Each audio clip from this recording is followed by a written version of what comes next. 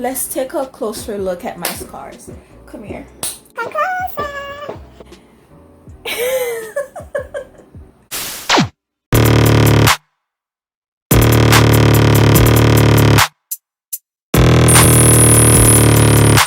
I don't know if you know me because this might be the first video, but welcome to my YouTube channel. My name is Sapphire, and I'm gonna be calling you guys my gems. You guys are my little gems. Aww. So thank you for coming. Today I just want to talk about something that I feel like isn't being talked about enough: the journey of a burn survivor. So it's like, once you survive being in like a catastrophic event, such as a house fire, a house explosion, a car accident, anything that leads to you having any kind of deformation to your appearance or any kind of like seeing disabilities, how do you come from that? Like, how do you carry on from that? Because we don't talk about that. We kind of just tell people, oh, love yourself, love the body that you're in, love yourself. And it's like, how? Who was gonna love me? It's not an easy thing to do, to have people constantly look at you every day and constantly remind you that you look different than the average person, and then for you to not be affected by that. That's a hard thing to do. So we're gonna talk about that while I do my makeup. Y'all, listen, I was like, I don't care what it takes, I'm doing this video tonight. I got this little shabby background. You can't tell if it's firecrackers or gunshots. I don't want no parts in this. So now I'm feeling a little bit chill with y'all. I'm feeling a little bit relaxed with y'all. I'm feeling like we besties. So if you are a burn survivor, or you know somebody who is a burn survivor, or you're a parent of a survivor, I want you to send them this video, because I feel like it's time for honesty. It is. If you are a parent or a close relative of a child who do have deformations or is a burn survivor, one like serious advice I could tell you is to focus on helping them move forward. Okay, don't focus on trying to tell them, oh, I wish this never happened. Oh, well, now that this happened, it's just, everything's just falling. So when they did that, it just kind of made me feel like my life was on hold. Until I got rid of this, my life was on hold. You can't go back in time and change the accident. The accident happened. I feel like that's what I was missing growing up. I was missing people in my life who had the energy of, okay, baby girl, it happened, we can't go back. Now let's take this and let's figure out how you're gonna grow with it.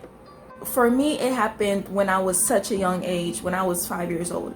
So I barely remember any of the turn of events. It's just stories. Like, my family members tell me stories, and then I tell that to other people, but I really don't know what I experienced in that particular instance. I just know what happened afterwards. So I've had these scars on my face for about 16 years. And throughout those 16 years of my life, I could literally tell you that this is a journey, okay? And it's crazy because, like, for some people it happened young like me, but some people recently just got into an accident, or they recently just got burned, or whatever, whichever situation you're in. I want to help you know what to expect, and if you already know what to expect, I want us to grow together. Like, I want us to be able to share experiences, and I want to learn something from you and you learn something from me.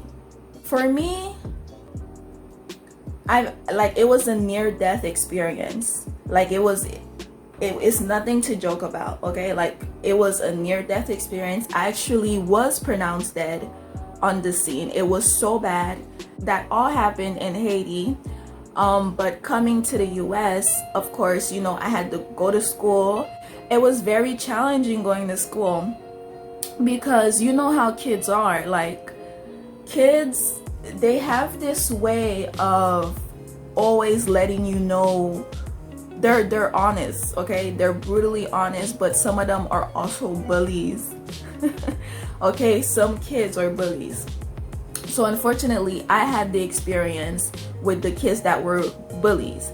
And you know, they would let me know that they didn't approve of my looks. They would, you know, do any kind of threats that they can make to make me feel less than, you know, they would do that.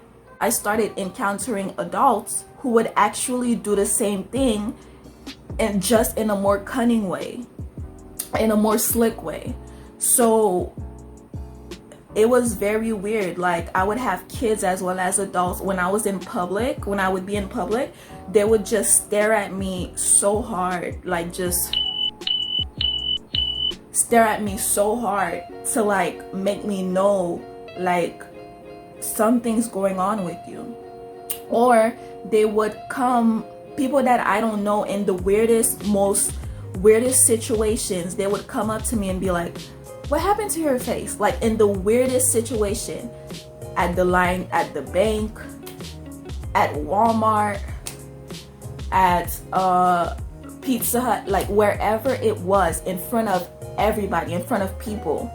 They would just come up to me or my mom and then ask this very personal question. And that used to get me so upset, because I used to be like, how could people have such little manners?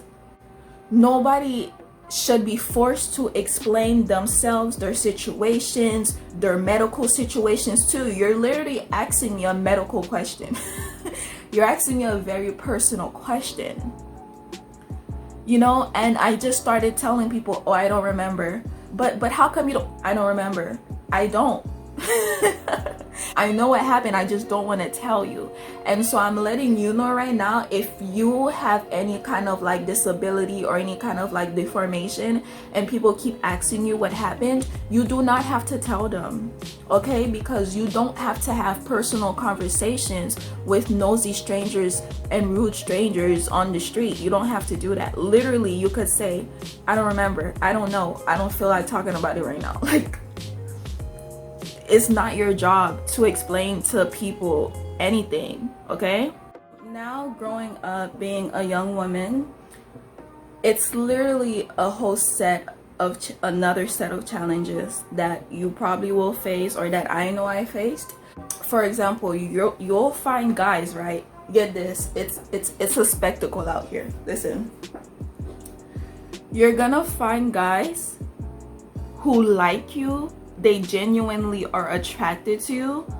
However, they're not gonna show it.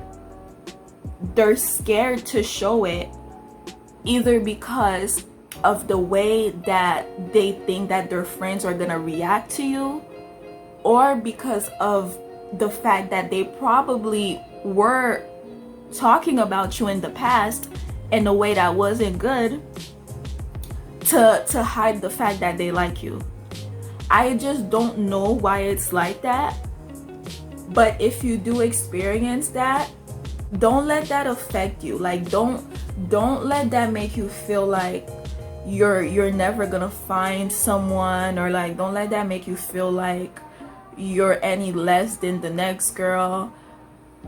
You know, because I realized something about people. Some people could be very superficial, and they're so insecure in themselves that they'll rub their insecurities on you. You know what I'm saying? A lot of people look at me and be like, oh, you're so confident. Like, I had to fight to be this way.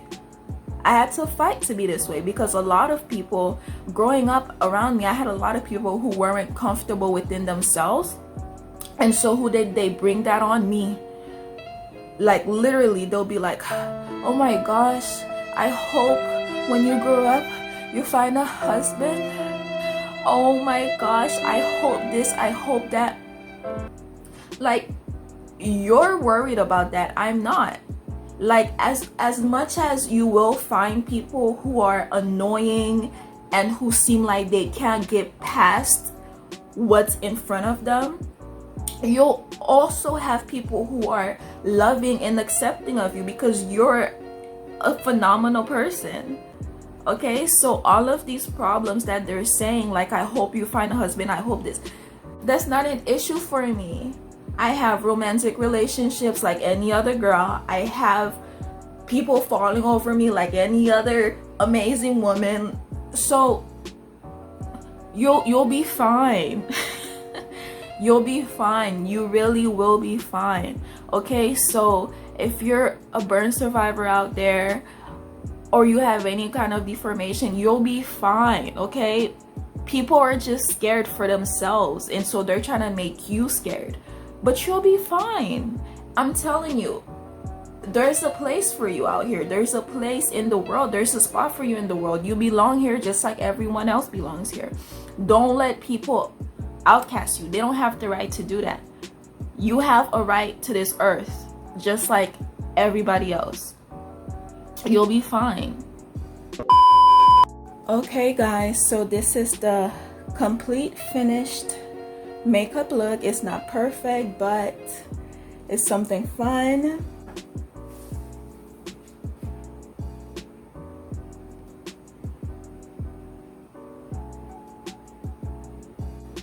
So yeah, a lot of people want to ask me, what has inspired you? Like, how have you kept going? How did you overcome it? The truth is, I'm still overcoming. Like, I'm not saying that I'm 100% not affected by the scars on my skin. Of course I am. But the one thing that I took away from my journey is that I'll just keep getting better. Like, I'll just keep getting better and more confident as life go on. Like, I'm not taking steps back. I'm only getting better. I'm only getting more confident. I'm only falling more in love with myself. So I look back and I came a long way. There used to be a time where I used to hide myself like crazy. I used to wear like the blackest of black clothes, the baggiest of baggy clothes, like the longest of long jackets tied all the way up here. I used to be so scared to show myself to the world. I used to be so scared. I used to be scared of judgment. I used to be scared of people being disgusted by me. I used to be scared. Some days would be worse than others. Like, all throughout elementary, middle, and high school, there would be days where I'd go to school and I'd be pretty confident, like in the morning on my way there. But then by the time I get to first period, I done seen all these pretty girls with all they soft, clear skin and all they nice shaped lips, and then my confidence would go out the window. I used to be confident only for a period of time, and then once I seen another pretty girl, it used to just go out the window. I used to just be like, I'm nothing. I used to just be like, I look like nothing compared to them. I used to be so enslaved by my situation. So if you're somebody out there, man or woman, with any kind of deformation, just know that you're not alone, and it's a process.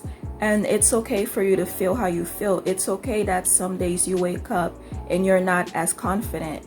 It's okay that you wish things were different. It's okay. You know, don't let people devalidate your feelings and tell you that, oh, you're toxic for not loving yourself. No, this is real life. This isn't a fairy tale. It's a real journey.